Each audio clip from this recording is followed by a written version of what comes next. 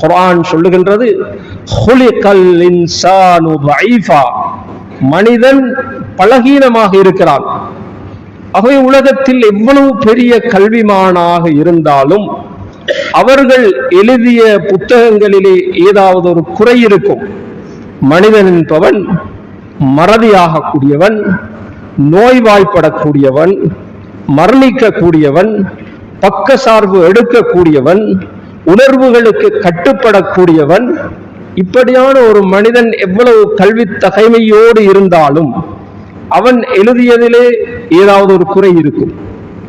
ஆகவே நாங்கள் முதலாவது வஹீனுடைய கல்வியை கற்றுவிட்டு மனிதர்கள் எழுதிய அறிவுகளை படிக்கும் பொழுது அந்த படிப்புகளில் இருக்கின்ற குறைகள் நிறைகள் எங்களுக்கு தென்படும்.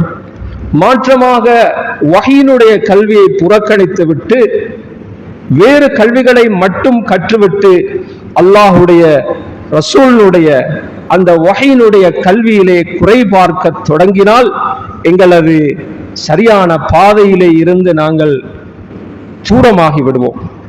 ஆகவே அல்லாஹ் ரசூல் சொன்னது என்ன என்பதை ஒவ்வொரு விடயத்திலும் தெரிந்து கொள்ள வேண்டும்.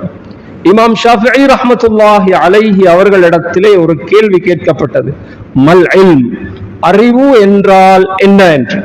அப்பொழுது இமாம் ஷாஃபிஈ ரஹ்மத்துல்லாஹி அலைஹி அவர்கள் சொன்னார்கள், அல் இல்மு மா கால அல்லாஹ் வ கால ரசூலுல்லாஹ் வ மா அதாஹுமா வசாவிசு ஷைத்தானி.